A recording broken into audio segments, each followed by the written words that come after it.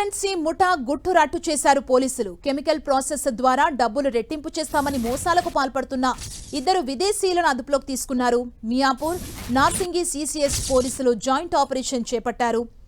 మాలి దేశానికి చెందిన టూరే L Herzi, కామ్రూన్ కి చెందిన అడోల్ఫేను అరెస్ట్ చేశారు. నిందితుల దగ్గర నుంచి 10 లక్షల నగదు, నకిలీ కరెన్సీతో పాటు కెమికల్స్ ని స్వాధీనం చేసుకున్నారు పోలీసులు. మియాపూర్ ప్రాంతానికి చెందిన వి కృష్ణకాంత్ అనే వ్యక్తికి విదేశీ ఫోన్ నంబర్లతో టూరే, అడోల్ఫే పరిచయం అయ్యారు.